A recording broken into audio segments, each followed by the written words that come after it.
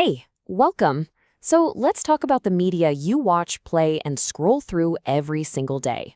We're going to peel back the curtain on the invisible systems, the organizations that are quietly shaping everything you see. It's time to open up this unseen rulebook together. I mean, you've definitely thought about it, right? You're about to watch a movie or buy a new game, and you see that little number or letter in the corner.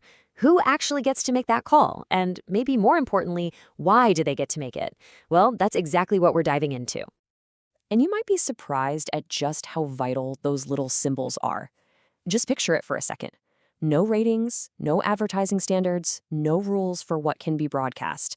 It would be absolute chaos, a total Wild West of content. This rule book, it's not just about restrictions. It's about protecting us and helping us make choices we feel good about. Okay, so let's start with the stuff we actively choose to watch or play. The movies we line up for, the games we can't wait to download. This is where the certifiers come in, the groups that basically give us a heads up about what we're getting into. First up, you've got the BBFC. That's the British Board of Film Classification. You've seen their work 1,000 times. They're the ones who sit down and watch pretty much every film, TV show, and even music video in the UK to decide on those age ratings we all know. Now, for all you gamers out there, you'll know these guys, PEGI. That stands for Pan-European Game Information. This is the system that tells you whether a game is right for a 3-year-old or if it's strictly for adults, and they'll often throw in little icons to warn you about specific things like violence or language. And what's kind of interesting is when you put them side by side, you can see they have a different approach, right? The BBFC uses letters like U for universal or PG for parental guidance, while PEGI just sticks to the numbers, 3, 7, 12, and so on. Two different ways of doing it, but the goal is exactly the same. Give you the info you need before you press play. Okay, but it's not just about the media we seek out. What about all the stuff that finds us? You know, the ads that pop up, the shows on TV, the stuff on the radio? That's a whole different ballgame, and that's where the watchdogs come in. First, we've got the ASA, the Advertising Standards Authority. Think of them as the ultimate referee for any ad you see. Their whole job is to make sure that advertisements are playing fair, that they're not misleading, harmful, or just plain offensive. And their mission is really, really clear. It's all about making sure advertisers can't pull a fast one on you. The ASA steps in to stop companies from making crazy, exaggerated claims about how amazing their products are when, they're not. And then you've got the real heavyweight, Ofcom, the Office of Communications. Now, these guys are a big deal. Their job is huge.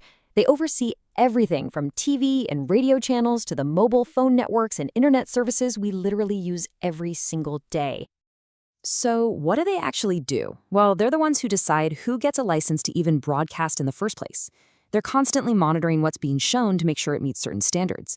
And most importantly, their job is to shield the public from genuinely harmful stuff on the airwaves. Okay, so this brings up a really important question. What happens when a TV producer or an advertiser just decides to break the rules?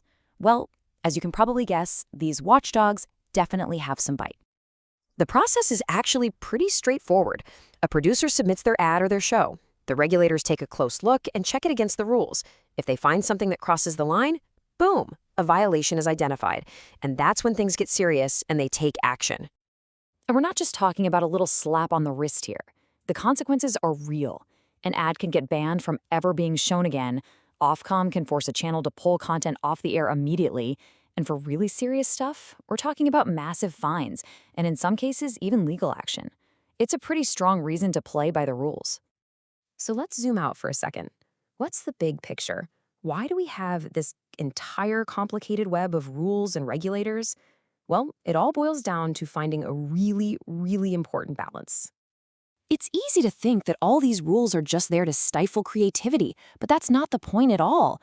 The real goal is to encourage responsible media. It's about setting clear boundaries so creators know where the line is, while also giving all of us, the audience, the power to make our own informed decisions. And that leads us right to today. I mean, these rulebooks were designed for a world of cinemas and TV channels. But we live in a world of Netflix, of TikTok, of YouTubers and influencers streaming from their bedrooms.